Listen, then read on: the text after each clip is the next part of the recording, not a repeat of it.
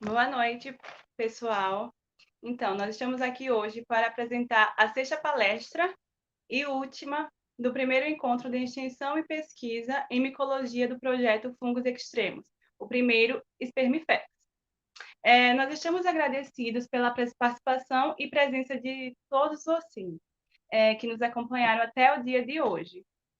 Então, antes de chamarmos a palestrante de hoje, nós daremos alguns avisos importantes sobre a dinâmica do evento, que é só para lembrar dos avisos anteriores, que só terão direito ao certificado aqueles que participaram pelo menos em 4 dias de palestras dos 6 possíveis. E a comprovação será feita através da ficha de presença que ficará disponível ao final das palestras no chat do YouTube e também na descrição do vídeo.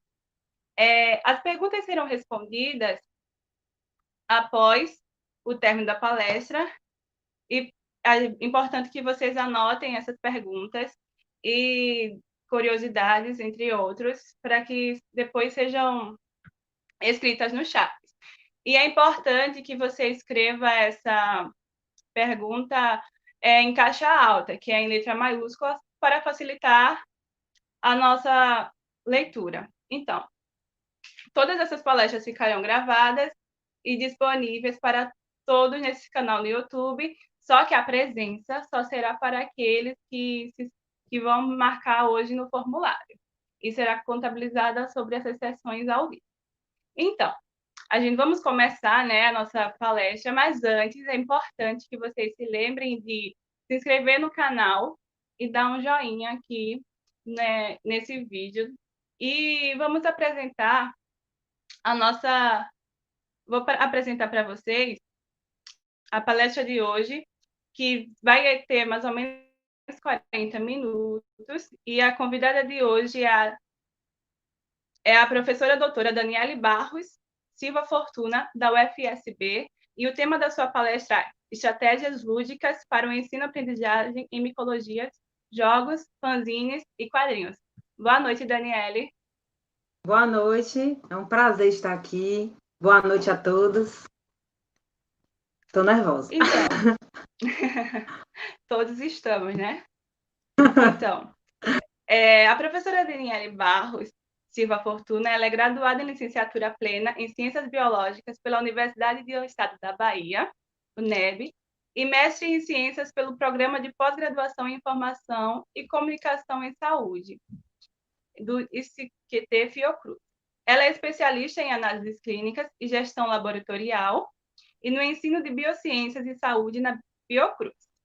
Também é doutora em ciências na área de ensino de biociências e saúde na Biocruz e, atualmente, ela é docente do Magistério Superior na Universidade Federal do Sul da Bahia e tem experiência na área de artes e educação científica, atuando principalmente nos seguintes temas: ensino de ciência e saúde, jogos didáticos, fanzines e quadrinhos da ciência.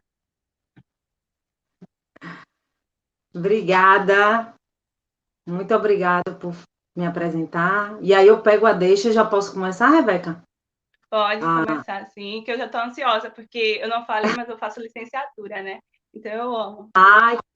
Então eu espero que você goste, assim como a todos e todas que nos acompanham. Bem, já está aí minha apresentação, né? Gente, sou bem novata com essa plataforma, mas eu acredito que pelos testes que fizemos vai dar tudo certo. Então, boa noite oficialmente. A minha palestra, como a Rebeca falou, tem esse título, né? Estratégias lúdicas para ensino e aprendizagem em micologia, jogos, fanzines e quadrinhos. Eu coloco aqui as logos porque eu não estou sozinha, né? Então tem toda uma trajetória e colaboração e aprendizado. Então eu coloco aqui projetos, instituições, grupos de pesquisa e associações às quais eu estou vinculada. Então, tem o Projeto Fungos Extremos, a UNEB, onde eu me formei, o UFSB, Projeto Ciarte, Jogoteca UFSB, o LAEPS, Cria Ciber, que é o grupo de pesquisa da UFG, a ASPAS, que é a Associação de Pesquisadores em Arte Sequencial, e a Associação Nacional de Pesquisa e Criação de Fanzines, a ANZINE. Então, vamos começar, né? Essa aqui é meu avatar, que vai me ajudar hoje aqui na apresentação.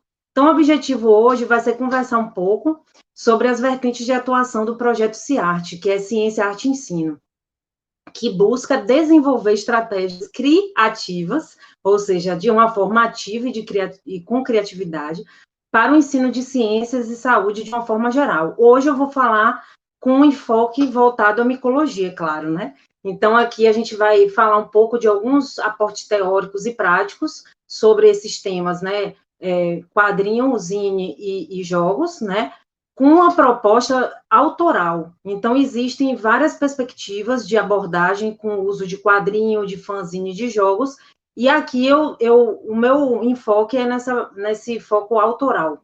E vou falar um pouco de processos criativos e as possibilidades que esses suportes, essas linguagens nos traz, tá? Lembrando que tudo que eu vou estar conversando aqui com vocês hoje pode ser usado tanto na área de pesquisa, de ensino e de extensão, que é o que a gente tem atuado.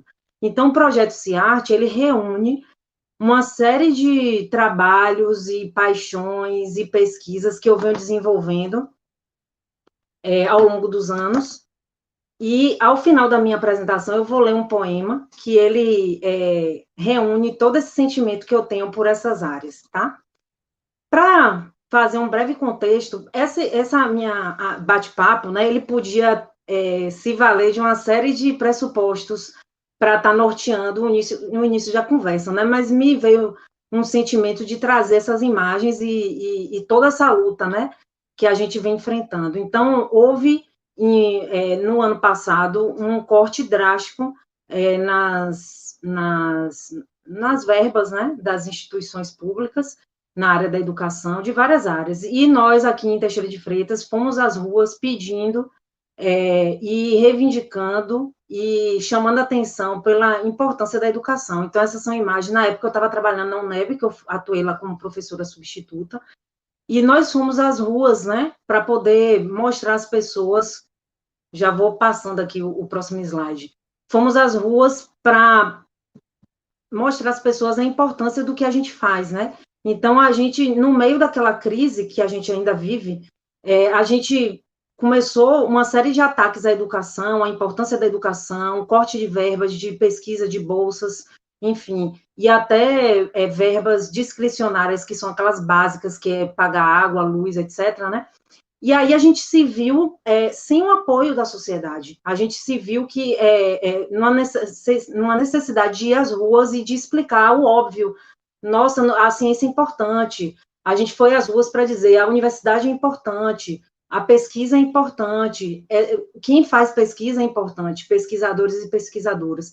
Gente, o pensamento crítico é essencial para aprender a aprender, para saber pesquisar e para saber questionar. Então, a gente vive hoje o que se chama de uma epidemia também de fake news, né, de informação, e a gente percebe nas nossas andanças, nesse período principalmente, que ao conversar com as pessoas, a gente viu um desconhecimento total sobre quais são as instituições, por exemplo, dando um exemplo real aqui, muita gente não sabia das instituições que atuavam em Teixeira de Freitas, instituições públicas, algumas há décadas, né? Então, não conhecia as instituições, não reconhecia a importância das universidades, não conseguia estabelecer uma relação da importância da ciência e como a ciência está presente na vida do cotidiano, né? Então, muitas vezes a pessoa, e aí tem estudos sobre isso, né? Quando tem uma representação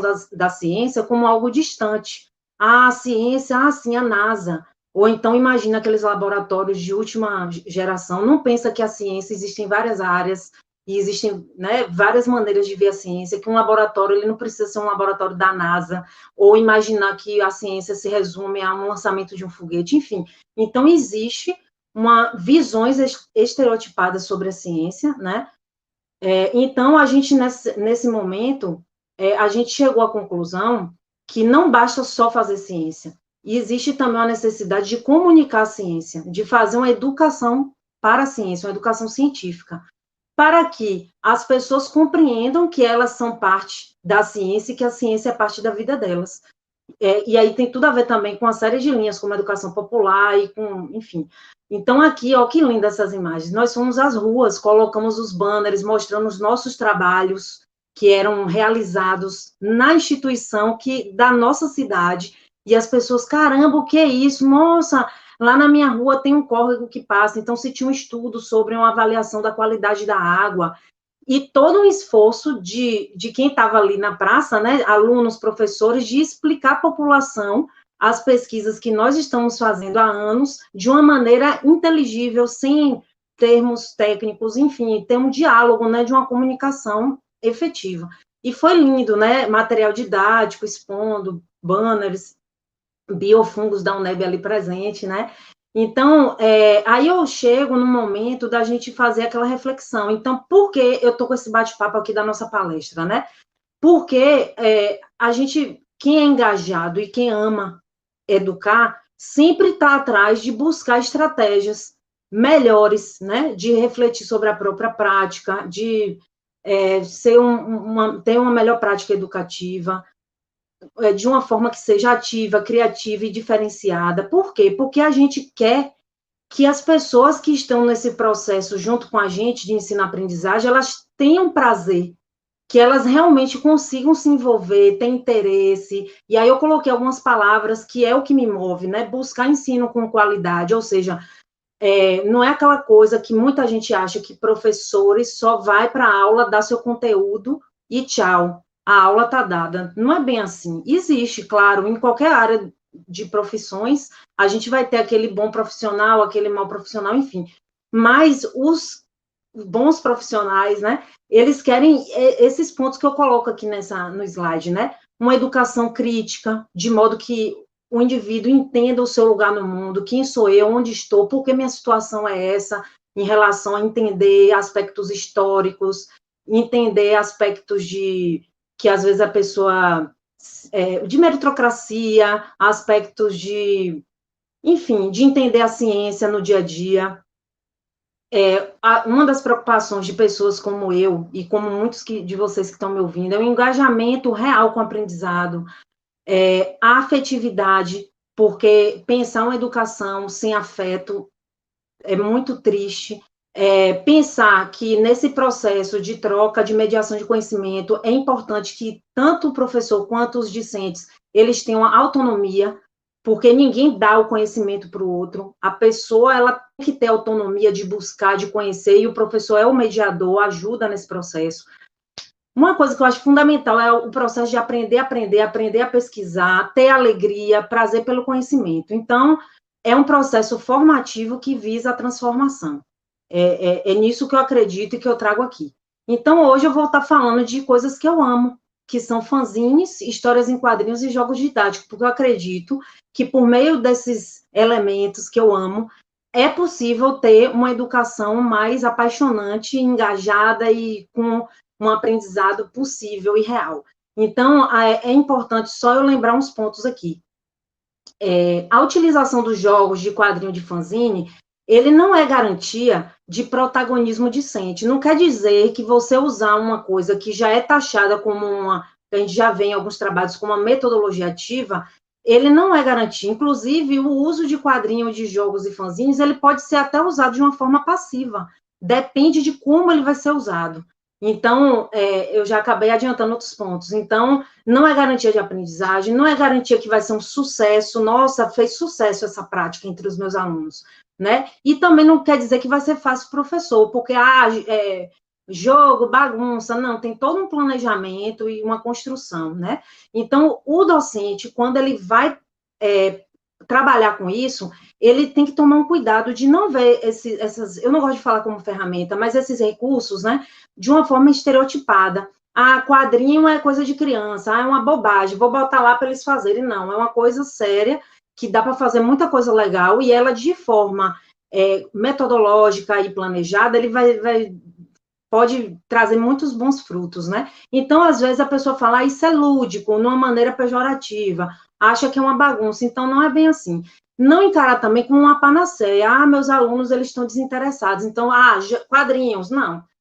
Não é assim, não garante. Nem todo mundo gosta de quadrinho, nem todo mundo quer jogo, então esse é outro ponto. E também não tornar esses recursos como didatizados. O que é isso? Chato você pegar uma história em quadrinhos e torná-la chata, você fazer um jogo que é todo explicativo, que tem uma figura lá de uma pessoa que fica dando ordem, dizendo o que tem que fazer, enfim, é um desafio fazer um jogo dialógico que seja bacana. É por isso que eu falo com meus alunos, você está gostando de jogar o jogo que vocês fizeram? Porque, como eu falei, a perspectiva que eu trago aqui é de jogo que os alunos fazem. Eles se apropriam do conhecimento científico e criam um jogo para jogar entre eles e eles mesmos se avaliam, né? Então, para isso, o docente ele tem que se familiarizar com a linguagem. Porque como ele vai tratar um tipo de recurso se ele não conhece? E outra coisa é que ele tem que criar a própria metodologia ou adaptar uma existente. Então, não existe uma fórmula, né? Cada um vai ver, de acordo com a realidade do seu público, dos interesses dele, como fazer. Então, é uma proposta autoral, ela também serve como um mecanismo de avaliação. Então, não quero trabalhar com prova, eu quero usar um mecanismo de avaliação diferenciado. Então, você pode, através desse processo que eu vou estar falando mais adiante, de elaboração desses materiais, eu vou estar avaliando meus alunos, certo? Eu vou ver como é o processo criativo, como eles articulam os conhecimentos científicos para estar gerando esse material, enfim. E aí às vezes tem uma resistência inicial. Eu não quero trabalhar com isso, eu não sei desenhar, enfim. Depois que isso passa, é muito bom, porque flui, né? É bom porque estimula a criatividade, a curiosidade, a superação, a autoestima. Muitas vezes o resultado do trabalho, nossa, eu nem imaginava que ia ficar tão legal, vejo muito isso. Então, isso já está usando diversas habilidades, inteligência, às vezes um trabalho em grupo, mexe com interação, um gosta mais de trabalhar com desenho, outro com texto, enfim, dá para articular, e é um conhecimento interdisciplinar. E traz alegria, o trabalho em grupo, que nem sempre, né, é alegre, né, que a gente sabe, mas a questão da saúde mental. Então, a gente precisa também, gente, trabalhar a ideia de que a universidade, a escola, não é um lugar que deveria ser um lugar de sofrimento mental. A gente tem que ter um lugar mais sadio, certo? Para ter um conhecimento com prazer. Então, é importante que o educador e a educadora pense qual é a minha tendência pedagógica. Eu tenho uma tendência só a ficar dando aquela aula expositiva, então, repensar essa prática. Qual o objetivo dessa aula que eu vou dar, esse trabalho, esse projeto? Então, isso tem que ser determinado, não é jogar, tem um planejamento, como um projeto como outro, né? Como eu vou fazer isso? São perguntas que surgem, né? Qual o meu papel enquanto docente nesse processo? Ainda mais eu, que trabalho com a perspectiva dos alunos serem criadores. Não sou eu que crio o HQ para o aluno, né? É o aluno que vai criar. Então, como eu, Daniele, qual é o meu papel nesse processo, né? E como eu vou sensibilizá-los a obter a participação? Porque se é um processo que os alunos e alunas são protagonistas, eles têm que embarcar na ideia. Não dá para impor, né? Então, é muito recorrente a gente vê as pessoas citando Paulo Freire, frases de efeito, e na prática não conseguem fazer um projeto dialógico. Por quê? Porque trabalhos horizontalizados, em que a gente não chega de cima para baixo impondo, eles levam tempo, que é o tempo do diálogo, né, da construção. E muitas vezes, inclusive, aí entra uma crítica interna, né, no próprio tempo do quadrimestre, do semestre, é realmente corrido. Então, é um desafio. Então, é importante também que, muitas vezes, quando a gente propõe uma atividade diferenciada, os próprios alunos, eles têm uma certa resistência de, que hora a aula vai começar? Sendo que eu já estou trabalhando ali uma coisa de quadrinho com ele, de jogos. Que horas, né? Quer dizer, existe uma resistência, ou então a tendência de achar que uma aula diferenciada como essa que eu estou trazendo, não é uma aula, a aula ainda não começou. Então, é importante também que até a gente criar uma nova cultura, então os docentes têm que ter esse traquejo, esse jogo de cintura para cativar os alunos, entender, gente, já começou, isso é uma aula, é uma maneira diferente, né? Então, o aluno ele tem que ter protagonismo, porque a gente não dá nada para ninguém, né? Cada um que tem que fazer parte e a gente joga essa corresponsabilidade, né? E para que a gente consiga também a adesão, é importante trazer temas que são de interesse mútuo, que o Paulo Freire até chamar de temas geradores, que tem a ver também com a questão das metodologias de problematização, que você pega coisas da realidade.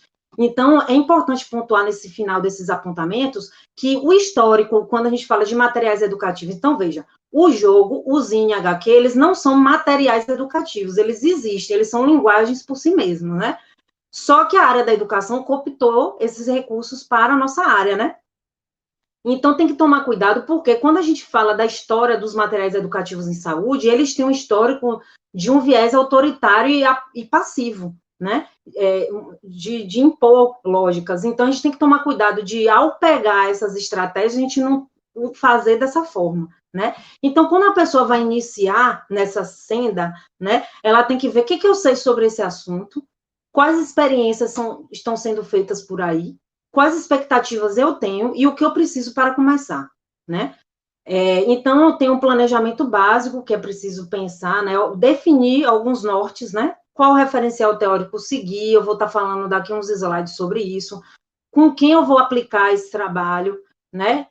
Onde vai ser realizado, qual vai ser a dinâmica geral, ou seja, porque eu tenho nós podemos fazer várias coisas. A gente pode fazer um projeto de quadrinhos que dure 3 encontros, cada um com 3 horas, ou fazer um projeto que dure só um dia, com manhã e tarde. Então, tem que estabelecer número de participantes, que temática vai ser micologia, vai ser livre, vai ser sistema reprodutor de fungos, então eu vou fazer uma oficina de zine só sobre isso, então isso tem que ser definido. Que materiais a gente vai usar?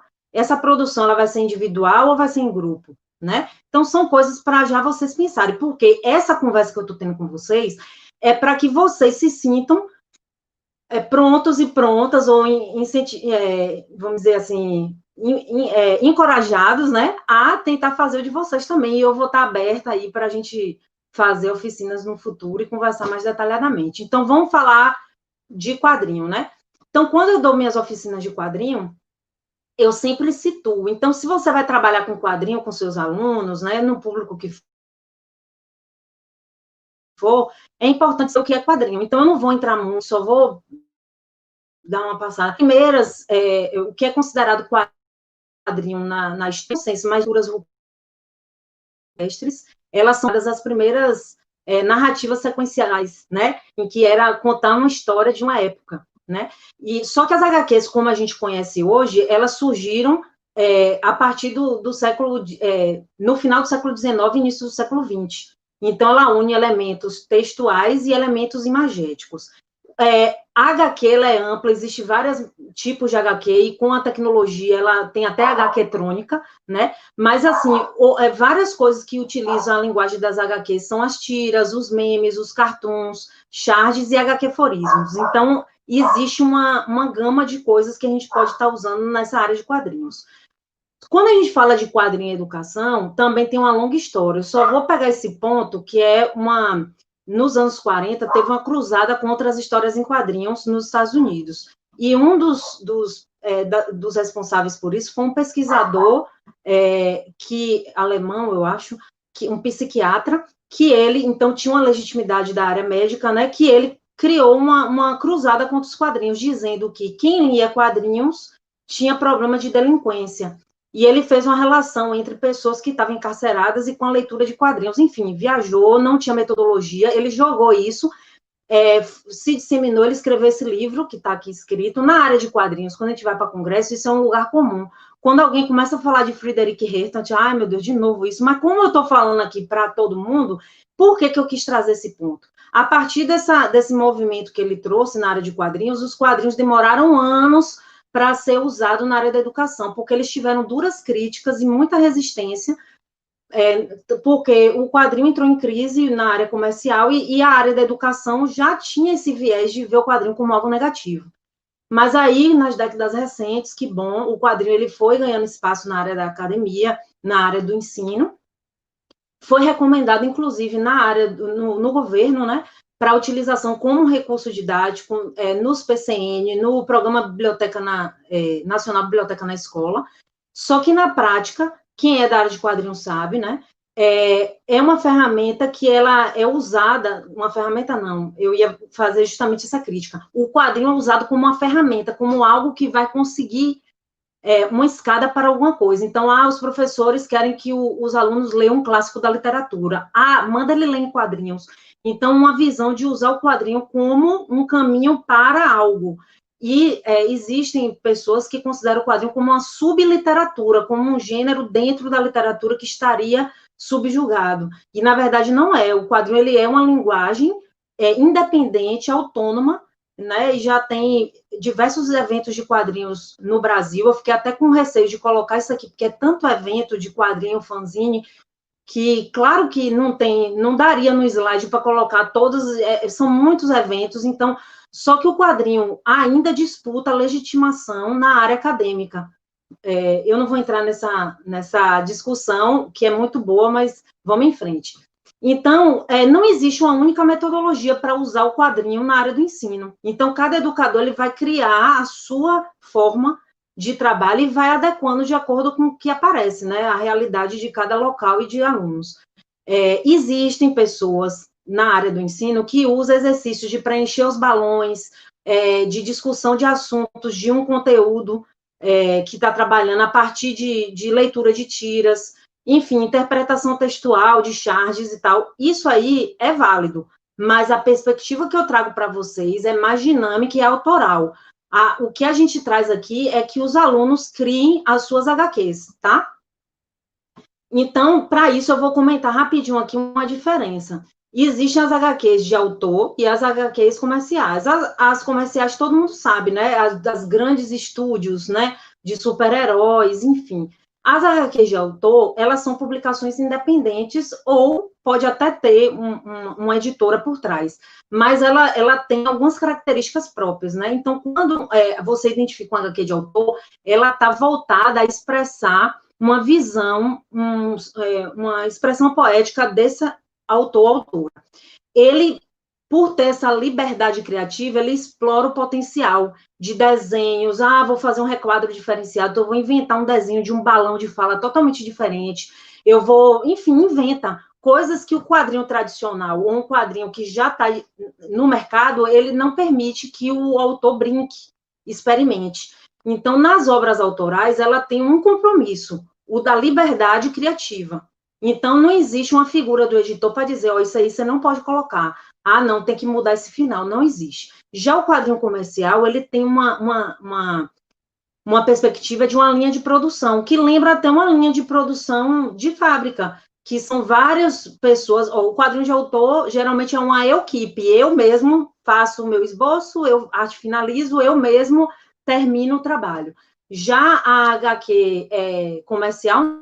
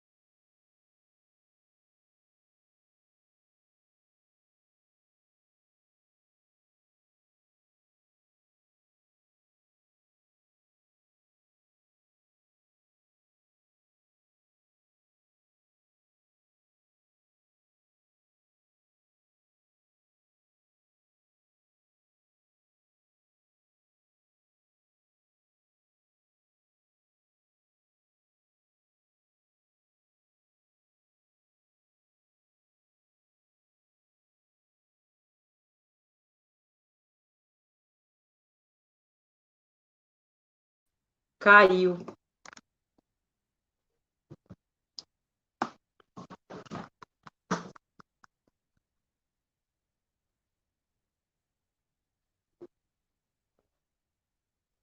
Ah, tá, eu voltei pelo celular. Peraí, tá voltando.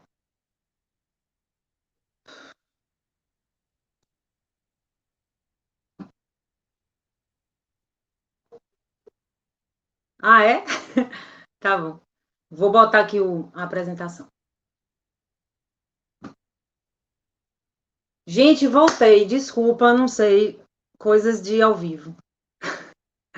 Tá, então vou continuar. Qualquer coisa você me dá o retorno, viu, Jorge?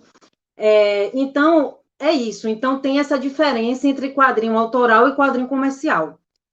O quadrinho, o que eu quero deixar bem destacado aqui é que o quadrinho autoral ele tem essa liberdade criativa total. E o quadrinho comercial ele tem um nicho de mercado, tem demandas editoriais a atender, tem uma série de interesses envolvidos, e aí eu não estou entrando no mérito de dizer coisa como algo bom ou ruim, eu estou dizendo que são diferentes mesmo, tá?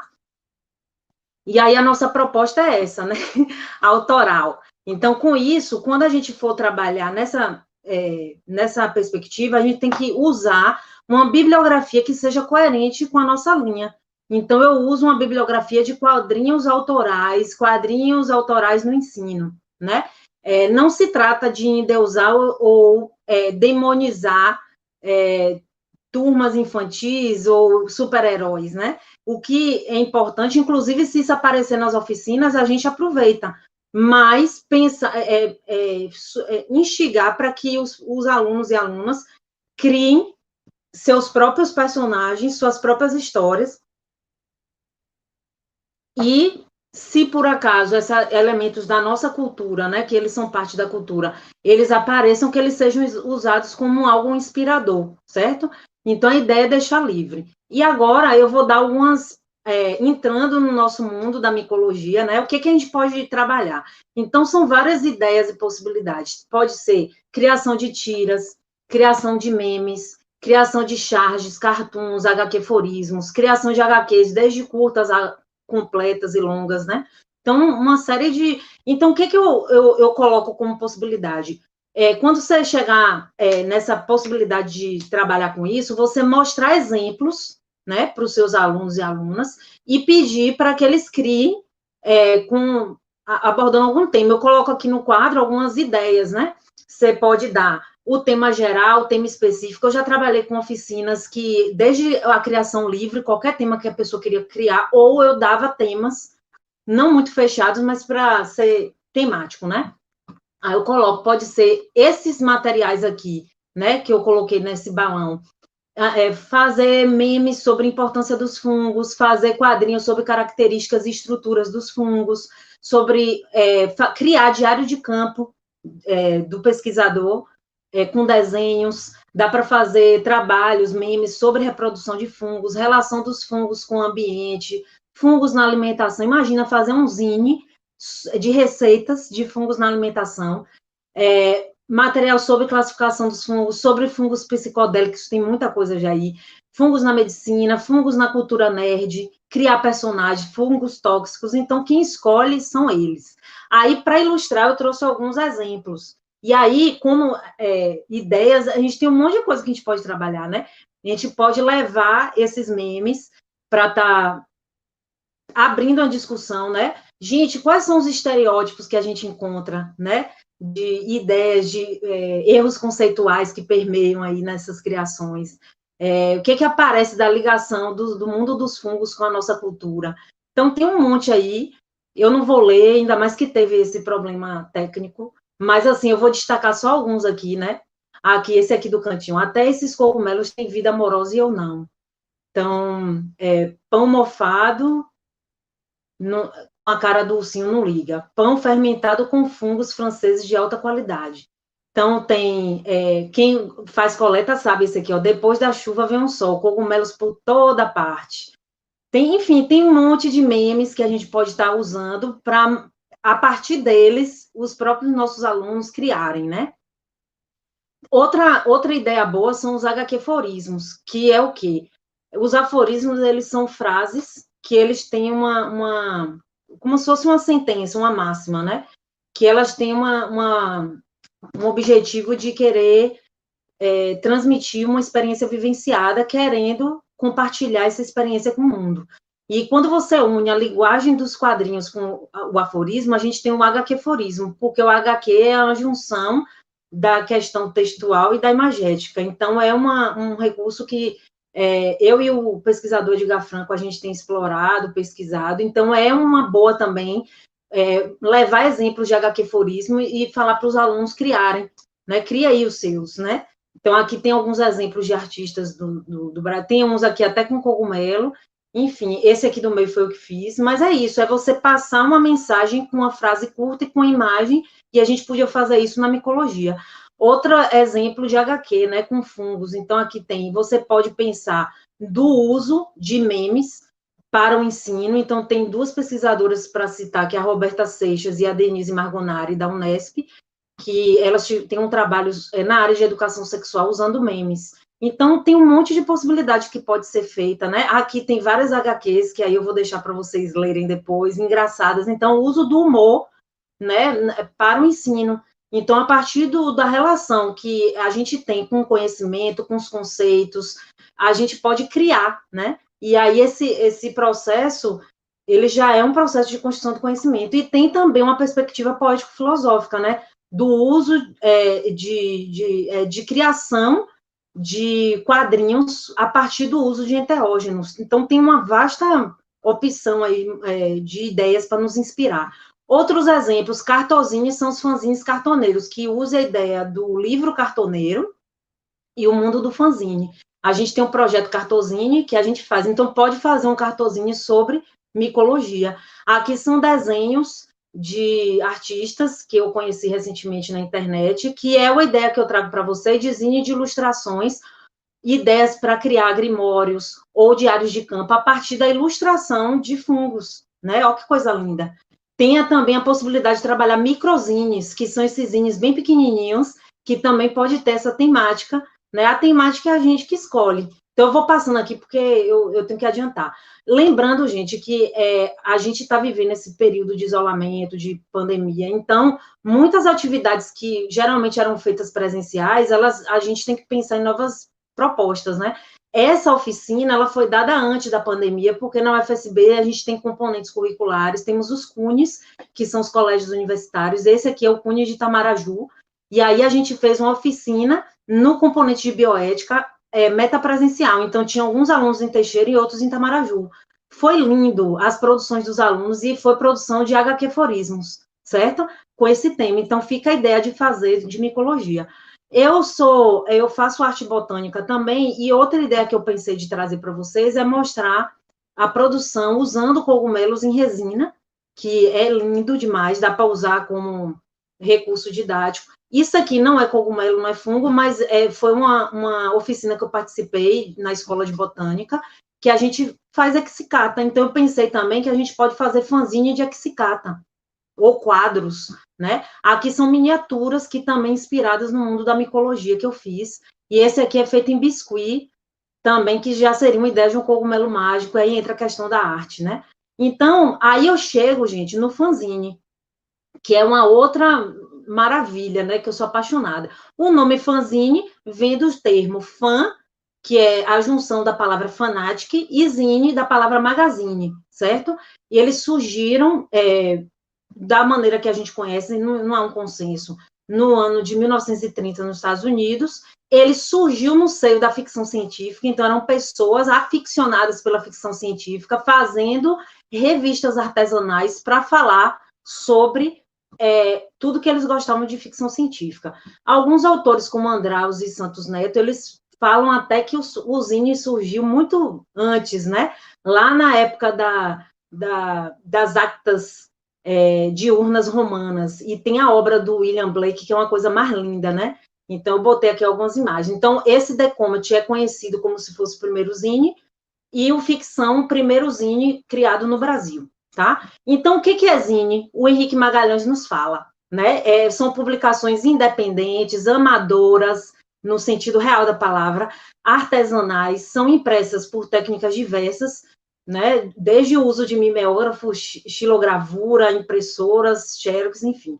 Ele tem uma característica de geralmente ter uma tiragem reduzida, porque é tudo feito à mão, né? E eu estou aqui mais focando na questão do zine impresso, mas tem os zines também digitais.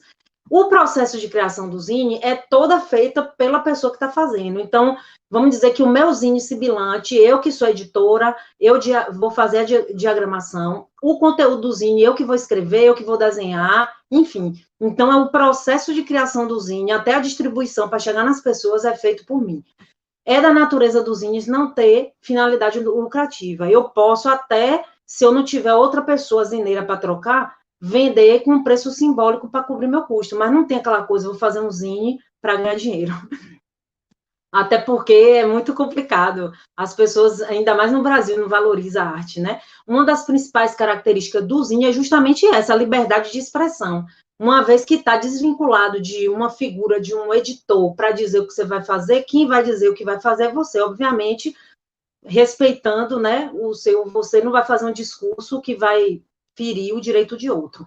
O zine é importante a gente saber, gente, porque eu já vi em alguns lugares as pessoas, fanzine, nem sei o que é, e está fazendo zine, então eu acho tão importante a gente saber o que a gente está lidando. O zine, ele surge como uma ferramenta nesse contexto contra a cultura, contra o sistema, né? Ele não surgiu no movimento punk, mas ele se tornou popular nessa época.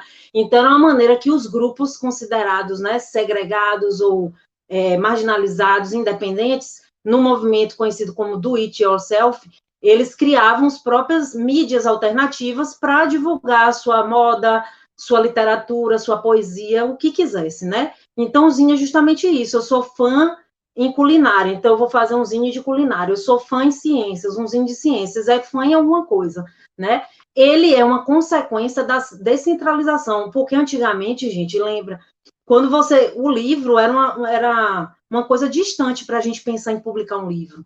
Essa realidade que a gente vive hoje, de nós sermos geradores de conteúdo e estar aqui fazendo essa live com vocês, era uma realidade totalmente remota, essa possibilidade. Eram os conglomerados da comunicação que tinha esse poder de emissor, e o resto da população era só receptora. Então, essa consequência da descentralização da informação, de modo a tornar sutil a distância entre receptor, que antigamente eu só recebia, agora eu também posso ser geradora de conteúdo, eu também sou geradora de informação. Então, essa linha ficou tendo entre a figura do escritor e do leitor, porque o leitor também escreve, né? A figura do artista e do receptor, mas o receptor também cria. Antes tinha uma aura de distância, hoje em dia isso já está mais diluído. Então, é isso, o fanzine, ele está presente em vários ambientes, na academia, são teses, mestrado, doutorado, projeto, livros, é muito lindo. Aqui eu trago alguns exemplos de fanzine na ciência, então não vou ficar comentando, porque ainda tenho que falar de jogos, então eu vou adiantar, tá? Então tem zines aqui de gente que eu conheço, que eu admiro muito, zines de pessoas que fizeram esses zines nas minhas oficinas, certo? É uma honra, uma alegria. O zine, aí eu vou deixar isso para uma próxima conversa, que eu vou estar falando passo a passo do zine, mas eu tenho um zine que ensina a fazer zine, que é essa ideia, você parte de um tema, você vai fazer o planejamento, o número de páginas, como ele vai ser, que formato, criar o conteúdo dele, certo? Você vai fazer uma matriz, e a partir dela você vai fazer a diagramação, vai fazer as cópias e circular. Então, eu estou comentando bem rápido aqui. Isso também é possível fazer, essa lógica de criação, nos zines digitais também, tá? Então, uma coisa importante, quando vocês forem trabalhar isso com seus alunos e alunas, é falar de direitos autorais. Então, se você vai usar no zine, vamos dizer que tem uma pessoa aqui que quer fazer um zine sobre poesia, usando poemas autorais, mas de alguns escritores que a pessoa gosta. Beleza, mas bota autoria. Usou uma imagem de um fotógrafo, cita, então tudo que você usar, você tem que ter um compromisso e com direito autoral, não só pela lei, mas por respeito ao criador, porque você também é uma. Então, se alguém usa uma frase sua, uma imagem sua, você quer ser citada, e é um direito, né? Não pode ter plágio. Então, quando você for fazer um zine, vamos dizer que eu vou fazer um zine sobre coronavírus, então, eu tenho que ver a credibilidade da fonte que eu vou colocar nesse zine, né? Então, eu vou pegar informações de onde? Da OMS, da Fiocruz. Então, cuidado na hora de você selecionar o material que você vai colocar no seu zine, né? Esse zine, ele tem que ter uma identificação, ainda mais no contexto de oficinas. Eu sempre peço, ó, gente, guarda um lugarzinho no zine para você botar lá instituição, nome de quem fez, contatos, né? Se for no meu componente, eu quero estar lá também como professora, porque eu tenho o maior prazer de fazer parte do zine dos meus queridos e queridas alunos. E aí pensar que como essa matriz, que é o primeiro zine que faz para tirar xerox, ele vai ser reproduzido, é importante pensar que esse papel tem que ser branco. Porque se você faz um zine, eu quero fazer um zine com papel reciclado, mas a matriz tem que ser branca, porque se você fizer a matriz no zine com papel já de cor, na hora de tirar xerox, o papel vai ficar escuro, tá? E as letras legíveis, porque você quer que os outros te entendam. Se você quiser aprender mais sobre fanzine, eu vou dar uma oficina em breve online, então fica atento, tá? E aí a gente chega nesse último segmento da minha fala, que são os jogos didáticos. Então, eu falei de quadrinho, falei de zine, agora eu vou falar de jogos, tá? Então, os jogos, vários autores reportam que é muito importante, é muito instigante o uso e o potencial que os jogos têm na área do ensino, né? Então, tem autores, mesmo que eles não dissessem, eu gosto. Então, é bom que a gente esteja apaixonado por aquilo que a gente quer trabalhar, né? Então, quais são os pontos fortes que eu escolhi para comentar aqui com vocês? Nos jogos, quando a gente vai trabalhar nessa perspectiva que eu vou estar explicando daqui a alguns slides, quando eu apresento a possibilidade de trabalhar com jogo, é que os alunos e alunas criem seus jogos, né? Então, ao criar esse jogo, os alunos têm que lidar com conceitos daquela área de conhecimento, com terminologias. Ele lida com a interdisciplinaridade, porque ele tem que lançar mão de várias áreas de conhecimento para poder criar o jogo. Ele tem que ter um certo domínio do assunto e também compreender a lógica da jogabilidade do jogo para poder criar, né? Passado algumas resistências e dificuldades, há uma motivação, porque depois que pega o gancho de como fazer o jogo, vem aquela empolgação. Outro ponto importante é uma questão que a gente precisa trabalhar muito no planeta Terra, que é a cooperação, né? E uma competição de uma forma, entre aspas, sadia, que é aquela ideia de superação, mas é superar a si mesmo, né? Então, pensar numa competição nessa visão de que eu posso ser melhor do que eu fui, e comparar, pensar na cooperação. Mesmo que surja uma competição de fato que seja vista de uma maneira negativa, que isso sirva para reflexão. Então, por isso que eu trouxe nesse slide pontos fortes e dificuldades, porque elas estão juntas, não dá para falar separado. É também muito divertido e gera menos tensão. E o terceiro ponto é que os jogos, produção de zine e quadrinho, eu já estou aproveitando para comentar tudo, é um tipo de possibilidade de uma avaliação diferenciada. Então, ao invés de, eu dei um componente curricular de base do pensamento evolutivo, ia dar uma prova, não. Então, vocês vão fazer a elaboração de um jogo, articulando os conceitos do nosso componente. E aí, é um tipo de avaliação, porque eu vou estar olhando como foi o processo de criar, como eles lidaram com a referência da literatura, enfim, se houve erro conceitual, como é que foi feito isso. Então, na área da micologia, eu ainda não pude fazer o desenvolvimento de jogo na área da micologia para estar contando essa experiência, mas é a mesma linha, né? Então, uma produção que é feita por eles e elas, e para eles, é uma avaliação por pares. Então, quando a gente trabalhou com eu já trabalhei em vários componentes, os próprios colegas avaliavam uns aos outros. Então, não era só eu, como professora, que ia avaliar. Os colegas faziam fichas de avaliação do jogo e eles mesmos se avaliaram, é uma avaliação por pares, né? Isso gera também uma empatia, porque ficava preocupado, porque às vezes uma coisa que é muito, que não é muito legal, que é a comparação. Então, às vezes tinha grupo que fazia um jogo e falava, meu jogo está muito simples, olha o jogo que eles fizeram. Aí o outro grupo que fez um jogo mais, digamos assim, sofisticado, por N motivos, falava para o outro, encorajava, seu jogo está muito bom. E aí, na hora de fechar, eu falava, gente, primeiro, não se comparem. Segundo, não existe jogo melhor ou pior. Existe a realidade que o educador tem. Se, por exemplo, um educador ele quer trabalhar um assunto e tem um jogo da memória que ele pode trabalhar a duração do jogo em 30 minutos, que o tempo que ele tem para trabalhar é esse. E existe um jogo inspirado na jogabilidade do jogo da vida que demora mais de 1 hora para o jogo, 1 hora e meia para o jogo acontecer. Então não existe melhor ou pior, existe jogo adequado, né? Então eu falava isso para eles, eu tô sendo sincera, o jogo da memória vai ser melhor para um educador que tenha aquele tempo para trabalhar. Por sua vez, o jogo inspirado na jogabilidade do jogo da vida vai ser pior para ele, porque ele não tem esse tempo. Então são coisas para a gente pensar. Outra coisa que eu botei aqui no final, que é o medo de errar.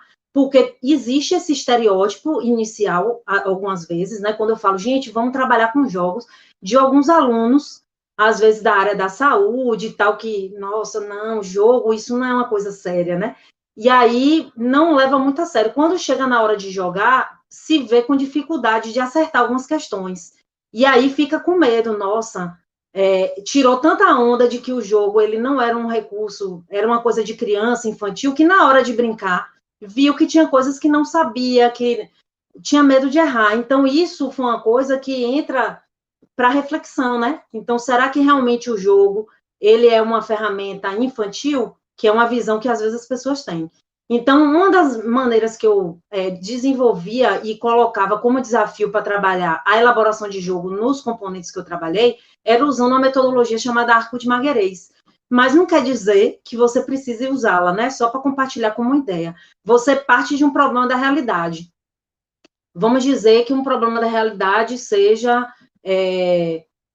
como as meninas fizeram até um jogo da memória sobre branqueamento de corais. Então, é um problema que a gente está vivenciando, um problema ambiental. A partir desse problema, elas perceberam que havia um desconhecimento da população em relação não só a esse problema ambiental, mas em relação às espécies de corais que existem. Elas fizeram um jogo em que havia essas informações para serem trabalhadas durante o jogo. Então, a partir de um problema, que a gente pode pensar na micologia, uma N tipo de problemas, problemas de falha na identificação de fungos ou fungos na medicina, enfim, eu não vou inventar agora de ficar pensando em problema, mas a partir disso, você criar um jogo que possa contribuir para minimizar esse problema, e geralmente esse problema vai ser um problema educativo, porque o jogo vai ter essa vertente. Então, sugestão, cada educador, ele vai definir, o que eu fazia? Era a elaboração do jogo, além disso, tinha a parte escrita, em que o aluno ia fazer uma espécie de relatório, e nessa parte escrita tinha referencial teórico utilizado, descrição da metodologia, descrição do processo criativo nesse material, né? E os resultados, eles tinham que fazer uma ficha de avaliação em que o público, que eram os próprios colegas, iam avaliar os jogos deles, elaborado por eles, e tabular essa avaliação e apresentar, e tinha a parte da apresentação oral, que é a socialização dos resultados.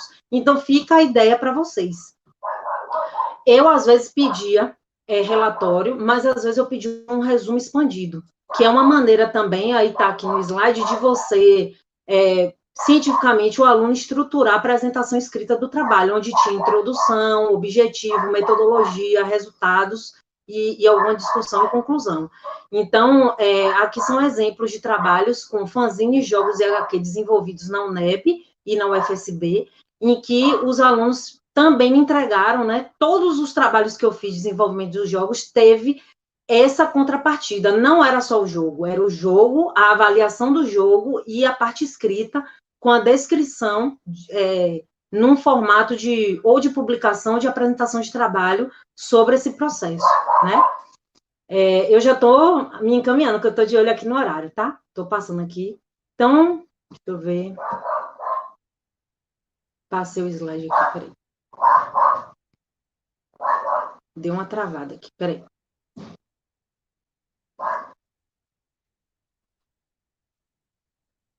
Pronto. Aí eu chego na ficha de catalogação da Jogoteca UFSB, que quando os alunos criam um jogo, a gente já criou uma ficha para ter uma padronização para a gente saber o que a gente criar no nosso acervo, né? Então, são esses os itens que a gente coloca.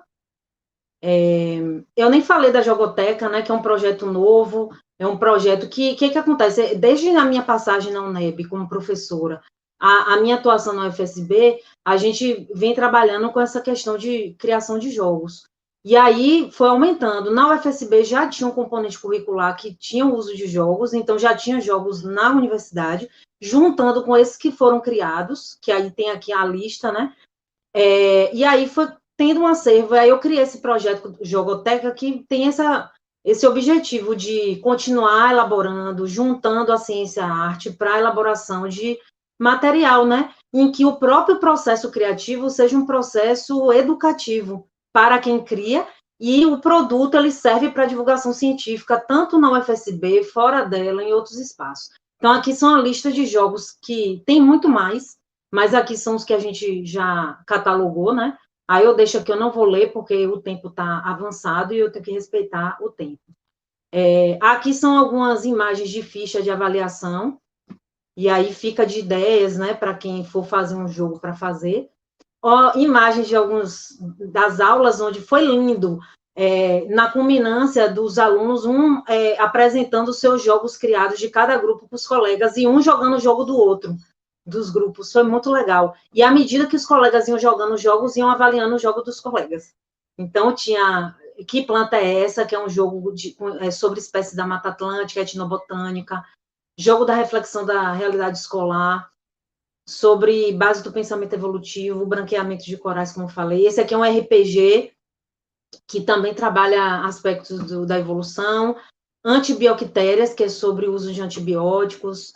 Twister da Educação fala de filosofia da ciência. Esse aqui é sobre anatomia e outros assuntos. Então, mostra que isso gera frutos. Então, a gente tem vários dos nossos alunos e alunas apresentando trabalho em congressos, Semana da Ciência e Tecnologia, Embio, CEPEX, então são eles aí. Não dá para mostrar tudo, então só para... Então, para chegar nos finalmente, né, já encaminhando para o final, existe uma série de ideias que eu já tinha comentado no outro slide, e aí, para agregar mais umas ideias, seria, agora que eu já falei da metodologia que eu usei, que é do Arco de Magalhães, que é partir de uma problematização. Então, a ideia é legal porque parte de uma questão da realidade ou da atualidade, ou uma questão local. Então, fica essa dica para vocês que foram trabalhar com micologia. Outra ideia é a criação de personagens inspirados nas características dos fungos. Então, dá uma personalizada, de criar personagens, né, que tenha características que os fungos têm. Então, para fechar sobre essa parte de jogos, né, nós criamos, eu, Jorge e Pedro, esse jogo chamado Micogame. Então, eu não sei se vocês notaram, eu já tenho uma predileção a fanzine impresso e a jogos analógicos ou de tabuleiro. Com a pandemia, essa vontade de continuar trabalhando com jogos, e eu tinha uma certa resistência de dominar ferramentas digitais, e eu tive que enfrentar para criar esse microgame, que era uma ideia que eu tinha antiga e a gente colocou em prática. Então, eu peço para a produção colocar, por favor, o link do microgame nos comentários para que a galera que está assistindo... Gente, não pare de me assistir. Para vocês jogarem depois. Eu só peço para a produção colocar para vocês terem oportunidade, porque eu já estou perto de terminar. Mas eu queria que vocês continuassem me olhando aqui, porque eu vou estar falando do microgame. Então, esse jogo foi criado no Google Formulário, tá? Então, você pode jogar da sua casa. Então, foi essencial nesse momento que a gente está vivendo, né, de isolamento. Então, é uma simulação, como se a gente estivesse indo a uma aula de campo. E o seu objetivo é identificar qual filo macrofungo que você encontrou, ele pertence, tá? Então, vamos lá. Aí tem várias seções, né, para você identificar qual foi o substrato que você encontrou, né, qual o tipo de fungo. Aí tem lá os desenhos, é bem rico em imagens, né? Aí fala um pouco mais detalhamento sobre alguns filos, enfim. Então, é esse jogo que eu gostaria de mostrar aqui para poder finalizar, porque a maior parte daqueles jogos que eu mostrei que está na Jogoteca, eles são jogos analógicos, né? Eles não são digitais, então eles estão parados. Então, agora a nossa vertente atual é desenvolver jogos que a gente possa usar digitalmente. No final do jogo, a gente coloca uma avaliação, e eu queria pedir que quem jogar o jogo, ele, por favor, nos ajude e avalie, tá? Então, aqui é nossos avatares, eu, Jorge e Pedro, que fomos nós que fizemos com esse trabalho interinstitucional, tá? Então, para fechar, gente, é importante o seguinte, seja zine HQ ou jogos, você tem que lembrar que é importante avaliar. Então, nada vamos dizer assim, autossuficiente. A gente precisa submeter o que a gente faz à avaliação do público. Então, lembre-se de sempre criar um mecanismo de avaliação. Esse mecanismo, porque a avaliação ela não pode ser medida pela subjetividade da gente, né? Então, por exemplo, achar que os alunos gostaram, eles falaram isso ou foi o que você percebeu? Isso tem que ser feito uma coleta sistemática da opinião do público, de uma avaliação, porque é muito recorrente a gente ler artigos, os alunos gostaram, acharam divertido, a experiência foi rica e prazerosa, falando por eles, né? Mas a menos que isso tenha sido anotado no diário de campo do pesquisador. Se isso não for anotado, não pode ser considerado um tipo de coleta de informação sobre a avaliação. Essa avaliação ele tem que estar na metodologia do seu trabalho. Então, a dica que eu dou a partir de agora, quando você for trabalhar com alguma dessas ferramentas, já pensa, como é que eu vou avaliar? Eu dei uma oficina de Zine, eu criei esse Zine pequenininho, uma Avalizine, avaliação do minicurso. Pontos positivos, negativos, então, de acordo com o que você vai estar trabalhando, você vai colocar lá as categorias que você vai pedir que as pessoas avaliem, se é a questão estética, da linguagem, da jogabilidade, né? Porque a avaliação propicia que a gente possa refletir as limitações do nosso trabalho, que a gente possa saber quais foram os pontos fortes, né? E dar sinais para a gente de onde a gente pode melhorar. Então, para finalizar minha fala, eu espero que a gente possa e vamos continuar desenvolvendo estratégias criativas para o ensino de ciências e saúde, nessa perspectiva autoral, né? E espero que a gente continue expondo os trabalhos do Projeto Ciarte, da Jogoteca UFSB, do Projeto Cartosine, de uma forma itinerante, em eventos acadêmicos, culturais e também nas escolas do nosso município. A nossa ideia é que a gente possa ampliar o nosso acervo, agregando a produção não só dos nossos alunos e alunas, mas também de quem quiser disponibilizar, né, os jogos na nossa jogoteca, e também professores, professoras da UFSB e de outras instituições. E uma coisa que eu gostaria de destacar é que esses trabalhos eles podem ser feitos tanto presenciais como remotamente, porque agora a gente vive em novos contextos, minimamente híbridos, né? Então, por isso que eu falei que eu nunca tinha feito uma oficina de fanzine à distância e eu já estou elaborando uma. Então, vamos ter que repensar. Então, eu gostaria de finalizar minha fala. Eu estou vendo aqui o tempo estourado, mas eu sei que teve aquele problema técnico, mas de qualquer forma eu peço desculpa, mas são imprevistos. Eu agradeço muito ao projeto Fungos Extremos pelo convite, a toda a produção do primeiro SPM Fez, a todas as pessoas que participaram das oficinas que eu já articulei, a todos que me convidaram para realizar oficinas, aos meus alunos e alunas que sempre trazem as minhas ideias, a todos que me inspiram e me ajudam, né? Eu não pude citar todo mundo. Antes da pandemia, a gente estava elaborando um evento de jogos, o primeiro Jogo Lude, e aí foi tudo adiado, mas a gente vai pensar em estar desenvolvendo esse evento online. Eu conto com vocês, tá? Aguardem.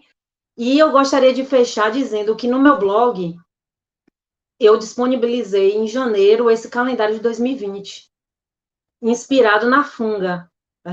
E aí eu fiz essa mulher linda, que ela, parte dela é um mundo de Funga, né? Então, quem quiser esse calendário, apesar da gente estar em agosto, já pode baixar no meu blog, tá? E eu queria finalizar minha fala com um poema de Fernando Pessoa, porque eu tenho paixão por ele. É um poema traduzido, né? Adaptado. A criança que fui chora na estrada. Deixei ali quando vim ser quem sou. Mas hoje, vendo que o que sou é nada, quero ir buscar quem fui onde ficou. Olá, minha criança, que bom te reencontrar, pois sei que um dia deixei-te na estrada para ser quem sou. Voltei agora para te buscar. Perdoe-me por te abandonar. Enquanto choravas, eu dormi o sono das conquistas passageiras. Agora estou desperto, vim te buscar. Não te assustes comigo, eu não te deixei porque desejava. Eu não soube como fazer. Agora retorno a te buscar. Te aceito como és, incondicionalmente. Tu não és má porque tem imperfeições. Tu apenas tem imperfeições. Depois de tanto tempo, descobri que não sou capaz de viver sem teu poder. Quero brincar, pular e ser feliz. Vem, ajuda com tua bondade. Ajuda-me com tua criatividade e espontaneidade. Ah, minha criança de luz, como eu te amo. Como eu quero te amar. Que vontade de sentir a tua espontaneidade e tua riqueza. Fernando Pessoa. Então, tudo que eu trabalho é com muito amor, é com muita emoção, e eu sei que ego, títulos, academia, ilusões, isso tudo passa. O que fica é a criatividade, é a gente buscar a nossa criança onde ela ficou. E eu espero que as coisas que eu tenho trabalhado com o projeto Ciarte, antes dele existir, que já vinha antes de mim me construindo, que é lidar com vidas, é encontros, é estar com as pessoas, né? E assim como a minha criança, ela foi desperta de novo, que ela tinha ficado na estrada, eu espero que com as minhas ações eu possa estar trazendo as crianças de vocês de volta para a criatividade, para a criação, para o amor pela ciência e pela arte, tá bom? Então é isso que eu gostaria de deixar de mensagem para vocês, e eu deixo aqui também os meus contatos do Instagram, o meu e-mail, os meus blogs e o meu canal do YouTube. Muito obrigada.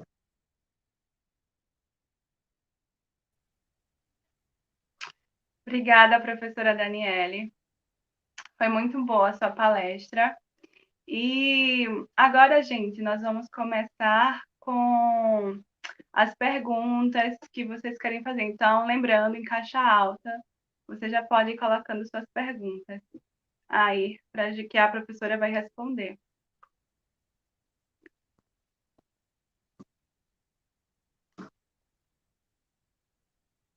Opa, então, já. Qual, Aí, qual, pode falar, desculpa, eu já ia perguntar como é que seria a dinâmica. Fala, Rebeca. tá. Quais as principais dificuldades encontradas para a aplicação dessas estratégias lúdicas? Ó, as principais dificuldades primeiro a questão de um certo preconceito. Tanto, e esse preconceito é disseminado, tanto por parte dos alunos, quanto por parte da instituição, do lugar que você estiver. Eu não estou dizendo que onde eu estou no FSB não tenha, muito pelo contrário, mas dependendo do lugar que você for trabalhar, as pessoas acham que isso é algo menor. Trabalhar com quadrinho, trabalhar com joguinho, sempre nessa visão, minimizando, sem entender que existe toda uma produção por trás, uma certa dificuldade de pensar metodologicamente, porque o educador, quando ele vai desenvolver, ele tem que ter uma estrutura de trabalho, né? Como é que ele vai trazer isso para os alunos? Então, a dificuldade, eu acho que é fazer a primeira vez. Porque aí você está com tanta... Eu sou dessas, né? Quando eu vou fazer uma coisa pela primeira vez, eu boto tanto porém, tanta coisa, que às vezes é até difícil começar.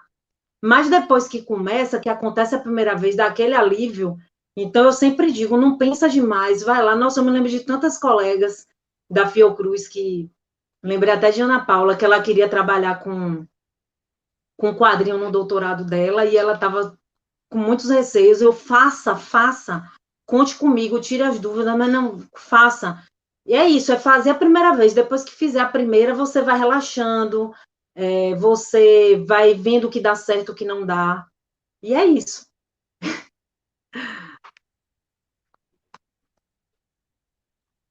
O ensino, a Juliérica fez.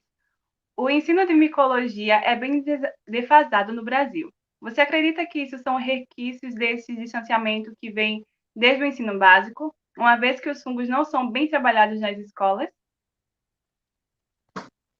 Eu acho, sim. Inclusive, isso foi abordado em outras palestras, né, Júlia? A gente viu que o ensino de micologia não tem um padrão, e ele se aprofunda muito pouco. E isso não é só no ensino básico. A gente já discutiu isso no Micotalk, a gente já viu isso surgir em discussão. E aqui também a questão de, até nas universidades do Brasil, não ter uma disciplina específica para fungos, né, para micologia. Muitas vezes ela aparece dentro de uma outra como um dos tópicos, né? Então, eu acho que é necessário ter um desenvolvimento maior da abordagem de micologia, e ela dá para trabalhar. Teve até uma palestra que Jorge deu sobre o ensino de micologia, né? Tantas maneiras que tem criativas de se trabalhar micologia, e só muda o grau de, vamos dizer assim, de complexidade. Você pode ir trabalhando no ensino fundamental, e aí vai aumentando o grau de complexidade à medida que as séries vão avançando, né? Então, eu acredito que esse é um dos motivos, sim. Julie, novamente, como surgiu essa sua intenção e paixão no ensino de micologia? Bem, a minha paixão, eu começo a falar pela minha paixão pela área da educação, pela área de ensino de uma maneira geral. Aí vem a coisa da ciência, que eu amo de maneira geral, e tem várias áreas da ciência que eu gosto, e a micologia que eu aprendi sendo aluna de Jorge, né? Eu tive paixão sendo aluna dele nas aulas práticas, e por gostar também de cogumelos. Eu sou vegetariana há 7 anos. Eu vi uma conversa nas palestras anteriores, vocês falando sobre a questão de os cogumelos na alimentação ser muito popular, né, entre veganos e vegetarianos. Então, essa paixão pelo que a gente gosta de uma coisa e a gente tem paixão, a gente quer que isso chegue nas outras pessoas, né? E aí, juntando a questão da arte, que é muito presente em mim desde pequena, com o ensino e a questão da micologia, então forma uma questão total de osmose, né? Uma coisa sinérgica que a gente acaba juntando tudo. Então, é juntar a arte com a ciência para o ensino, né? Para melhorar essa divulgação da ciência e o ensino propriamente dito.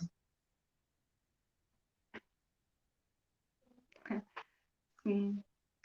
Jair Araújo pergunta: você já trabalhou com algum meio de ensino adaptado para alunos cegos ou surdos, por exemplo? Ótima pergunta.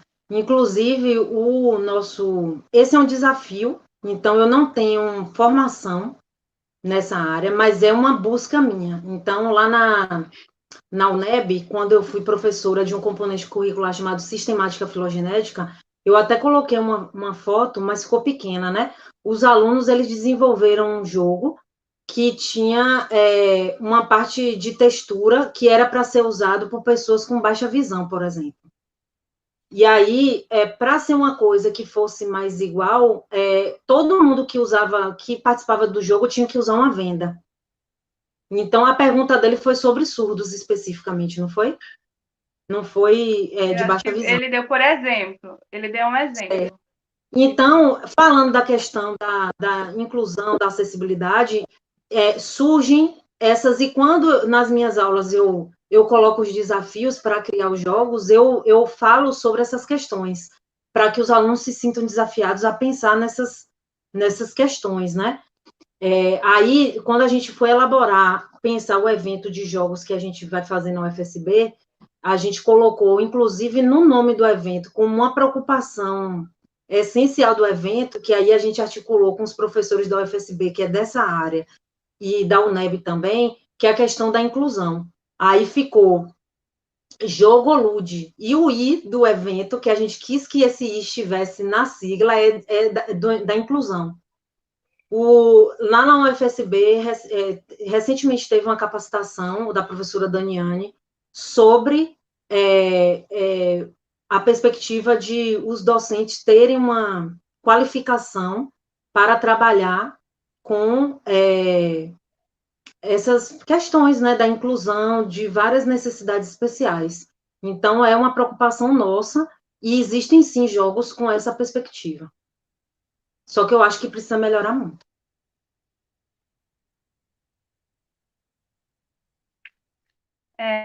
Simone Rocha pergunta: o que a senhora acha desses jogos eletrônicos já prontos, tipo Kahoot? Gente, que jogo é esse? Você sabe que jogo é esse, Rebeca? Não, eu também nunca ouvi falar sobre ele. É tipo um quiz? Jorge tá... Ah, tá. Olha, eu não conheço. Eu já tenho uma dica agora que é um quiz, né? Mas eu não conheço, eu não joguei. Como eu falei, eu admito, eu tive certa resistência a conhecer algumas coisas mais digitais, né? Eu fico mais no analógico. Aqui em casa a gente tem um monte de jogo de tabuleiro e a gente na Jogoteca começou a trabalhar mais com jogos impressos. Eu não conheço, Simone, mas eu acho que os quiz são muito legais porque são dinâmicos. E o microgame tem um pouco dessa perspectiva, porque quando você trabalha com o Google Formulários, a jogabilidade é um pouco de quiz e RPG. Porque o RPG, quando você escolhe um caminho, você é direcionado para outros. Então, quando você vai criar o formulário, dependendo da resposta que a pessoa vai dar, a gente tem que criar sessões para poder direcionar de acordo com a resposta que a pessoa deu. Então, eu não conheço, então não posso fazer críticas, mas sendo quiz, deve ser legal, dá para a gente explorar. Tem muita coisa para aprender ainda. Ivanilson de Melo Mendes pergunta: em suas oficinas de trabalhos, existe uma preocupação metodológica adaptada à idade dos participantes, seja graduandos ou alunos de fundamental? Tem. Obrigada, Ivanilson. Bom te ver aqui. Tem porque, primeiro, às vezes o slide que eu uso como base é o mesmo, só que muda a linguagem, a maneira que eu vou abordar, o tempo de trabalho. Então, muitas vezes, quando você vai trabalhar com crianças menores, elas demoram mais tempo, porque o foco pode não ser, porque brinca, distrai e tal. E os alunos da graduação, eles são mais focados. Ou não, né? Mas geralmente são. Então, tem as coisas do tempo e tem a questão da linguagem. Então, apesar de que com crianças do ensino fundamental, eu também não recomendo nenhum tipo de abordagem infantilizada. Você vai falar normalmente. Mas, por exemplo, se você vai trabalhar algum tema da micologia com graduação, você vai falar os temas científicos, as terminologias, e já para trabalhar uma oficina de micologia com alunos do ensino fundamental, você vai mesclar a linguagem. Você, ao mesmo tempo que você tem uma preocupação de você fazer uma introdução de conceitos, mas você vai se valer de outras linguagens e outros termos para trabalhar o conteúdo nas oficinas. Agora, as etapas de trabalho que eu faço, porque eu já fiz oficina com criança, basicamente é a mesma. Às vezes eu dou enxugada, porque com crianças de uma faixa etária menor, a questão do foco, né, às vezes você perde. Então, se você fizer uma oficina muito longa,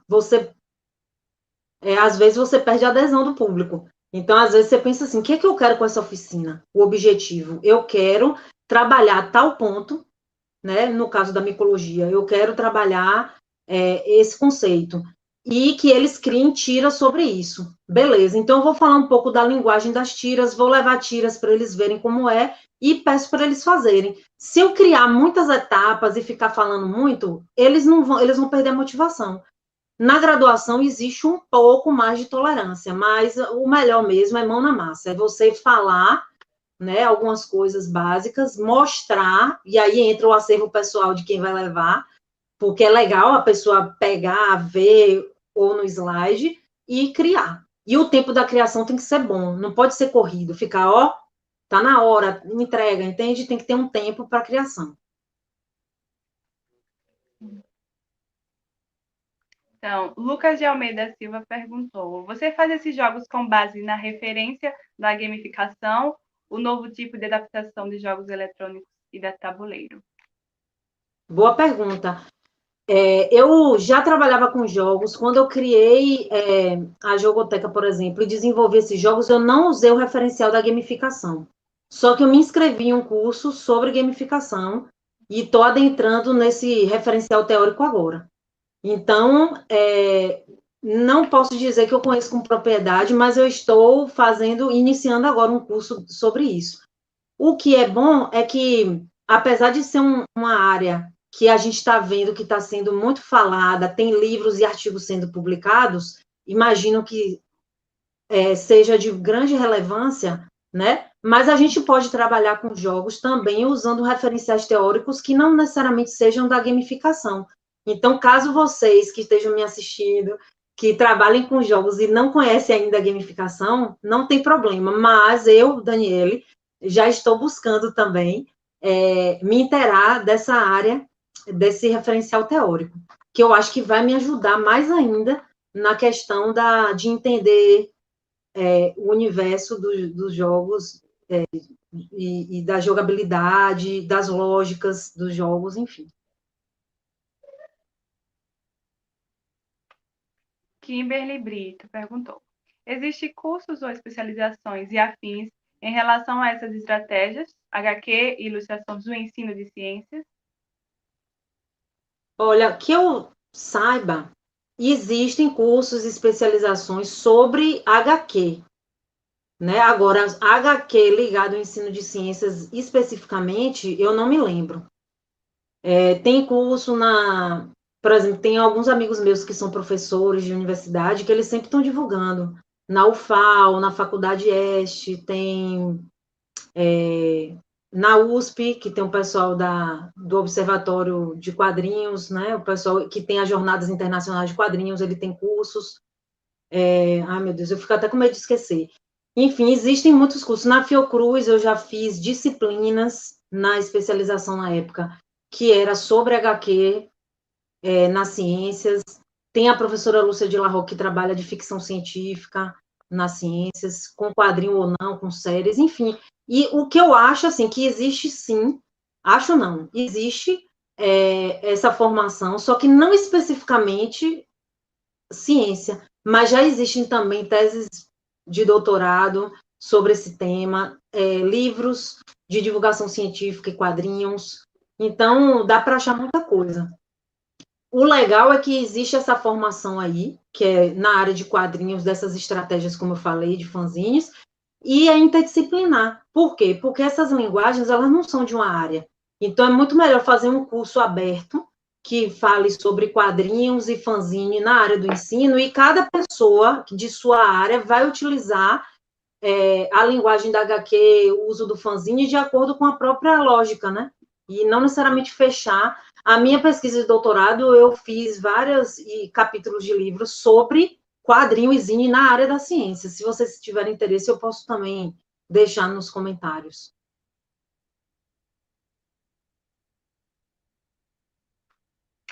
Alexandro Santos Silva perguntou: você já elaborou algum jogo da área micologia ou outras para alunos com alguma deficiência, pensando na acessibilidade? Ótima pergunta, que vem na mesma pergunta que foi feita há pouco, né? Na área da micologia, gente, o Micogame foi meu primeiro jogo, então eu não tenho, assim, muita experiência. Tem um jogo da memória que eu e Jorge estamos fazendo, né? Que eu fiquei de fazer o desenho da carta da funga, que é para compor o jogo. Então, a gente, assim, na área da micologia, eu não tenho muita coisa. E a questão da acessibilidade é aquilo que eu falei, né? É uma área que eu estou buscando me aprimorar. Eu tive um componente, uma disciplina na Fiocruz, quando eu era aluna do doutorado, com a professora Cristina Delou, que ela é da área de acessibilidade e inclusão. Eu fiquei encantada que eu visitei o estúdio dela de criação na UF. Então, são coisas que eu acho pertinente, mas eu não tenho, assim, a formação, apesar de ter feito esse componente. O que a gente fez no componente? Tive conhecimento teórico, li os autores, os conceitos, mas na hora de elaborar, a gente estava começando a fazer alguns materiais, mentira, materiais não, a gente estava pensando em fazer jogos em parceria no UFSB. Tem o meu colega, que é o professor Jackson, que ele é dessa área. Tem uma colega também, que é a professora Daniane, que ela atua em Porto Seguro. Jackson é da UFSB de Teixeira. E a gente estava conversando para fazer aquele evento e fazer encontros no componente curricular dele, que é sobre acessibilidade, e juntar com a minha proposta de jogos. Só que a gente não conseguiu concretizar, porque essa conversa iniciou em janeiro, e aí veio a pandemia e a gente não conseguiu avançar. Então, de novo, necessário, e eu acho muito importante que essas perguntas apareçam. Quando eu falo nas aulas, né, que eu boto a proposta para os alunos fazendo os jogos, a gente fala, tem um tópico de discussão sobre isso, da acessibilidade.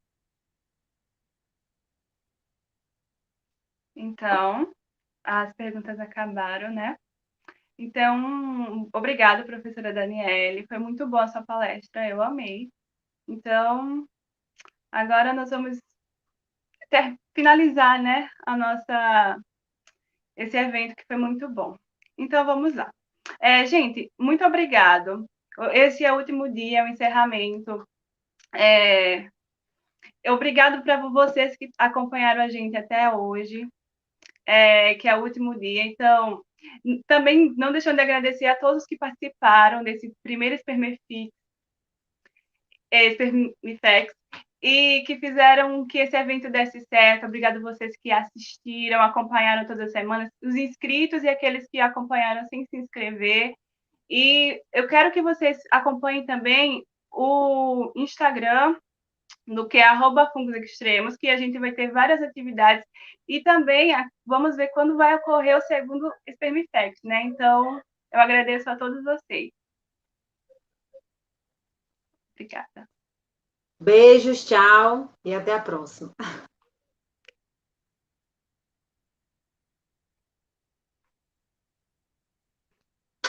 Tchau, gente. Até a próxima.